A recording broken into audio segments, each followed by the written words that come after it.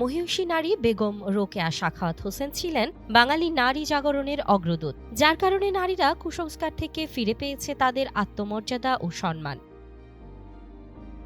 1880 সালের 9 ডিসেম্বর রংপুরের মিঠাপুকুর উপজেলার পায়রাবন্দে জমিদার পরিবারে জন্মগ্রহণ করেন বেগম রোকেয়া সাখাওয়াত। 1898 সালের ভারতের বিহার ভাগালপুরে সৈয়দ সাখাওয়াত হোসেনের সঙ্গে বিয়ের পর স্বামী ও বড় ভাইয়ের সহযোগিতায় উচ্চশিক্ষা লাভ করেন তিনি। এরপর পিছিয়ে পড়া নারীদের অগ্রদূত হয়ে আলোর পথ দেখাতে শুরু করেন এই মহিয়সী নারী।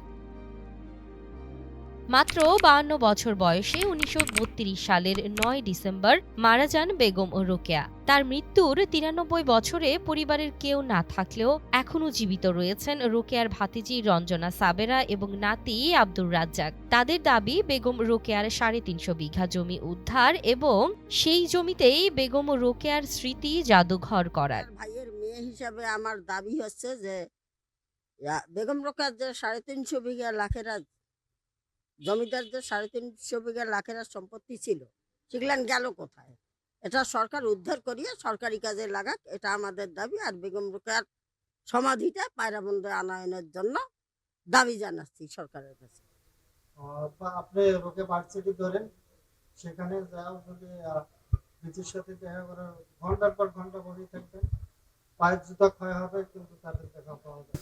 আমাদের তো ভয় শোনেন, আমাদের এখন রোকেয়ার পরিবারের লোক বলতে শিক্ষার আলোয় আলোকিত করার পাশাপাশি নারীদের আত্মমর্যাদা জাগরণের প্রেরণা হয়েছিলেন বেগম রোকেয়া। পুরুষ শাসিত সমাজের অবরোধবাসিনীদের মুক্ত করায় এক অগ্রগামী নাম বেগম রোকেয়া। তবে তার আবাসভূমিতে নেই উন্নয়নমূলক তেমন কিছুই। তাই তো গ্রন্থশালা সহ রোকেয়ার স্মৃতি ধরে রাখতে ব্যবস্থা গ্রহণের দাবি জানান দর্শনার্থীরা।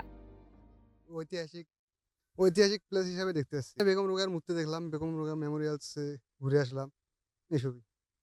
বেগম রোকেয়ার থেকে আব্বু আম্মু থেকে শুনছি, লাইব্রেরিতে গেছি, বই দেখছি, এখানে এসে অনেক কিছু জানতে পারলাম। দৃষ্টিভঙ্গি, পুরুষ শাসিত দৃষ্টিভঙ্গি দেখি, সেই জায়গাগুলো থেকে আসলে বের হয়ে আসার জন্যই বেগম রোকেয়া সাখাওয়াত হোসেন ছিলেন অগ্রদূত। কিন্তু সেই হিসাবে ওনার যে স্মৃতি বিজড়িত এই যে আবাসভূমি রংপুরের পায়রাবন্দে, এখানে আসলে উন্নয়নমূলক তেমন কোনো কিছুই হয়নি। এখানে আসলে আরো তার স্মৃতি বিজড়িত যে গ্রন্থশালা, সেখানে পর্যাপ্ত বই, এখানে হচ্ছে জনবল, এবং এই এরিয়াটাকে আরো যদি বিস্তৃত মানে একটু বাড়ায়, সেটাকে যদি প্রাকৃতিক সৌন্দর্য বৃদ্ধি করা যায়, মানুষ ভ্রমণ পিপাসী দর্শনার্থীদের বিনোদনের জন্য এবং বেগম রোকেয়া সম্পর্কে আরও বিস্তর জানতে বিভিন্ন কার্যক্রম হাতে নিয়েছে কর্তৃপক্ষ।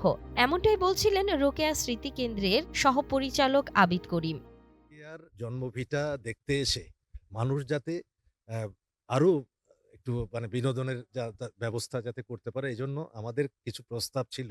এখানে যারা বিশেষ করে রফিকুল ইসলাম দুলাল ভাই আছে, তিনি সহ আমরা যেটা চিন্তা করেছি যে রোকেয়ার বাড়ির চারদিকে কিছু জলাশয় আছে, এগুলোকে যদি সরকার অ্যাকোয়ার করে চারদিক দিয়ে একটু বৃত্তাকার যদি একটা আপনার মানে রোকেয়া লেক, এটা আমাদের একটা প্রস্তাবিত নাম, এটা যদি করা যায় তাহলে মানুষ এই রোকেয়ার জন্মভিটা দেখতে এসে, এই রোকেয়ার স্মৃতি কিন্তু দেখতে আসবার পরে তারা ওখানে কিন্তু যদি ভ্রমণ করতে পারে আর কি, হ্যাঁ, তারা যদি ওই জলাশয়ে তারা যদি আশপাশে প্রকৃতিটা সুন্দর করে যদি গাছপালা সাজানো যায়, তারপরে এখানে কিন্তু গাছপালা যদি আমাদের দেশীয় গাছপালা যদি আমরা লাগাতে পারি, রোপণ করা যায়, এটা কিন্তু আমাদের স্বপ্ন, তাহলে কিন্তু মানে পশু পাখি আসবে, তারা এখানে থাকবে, ন্যাচারাল বিউটি অর্থাৎ। নারী জাগরণের অগ্রদূত বেগম রোকেয়ার জন্ম ও মৃত্যুবার্ষিকী 9 ডিসেম্বর। এই দিনটি ঘিরে পালিত হয় নানা উৎসব। এরপরেই শুধুই পড়ে থাকে রোকেয়ার স্মৃতি।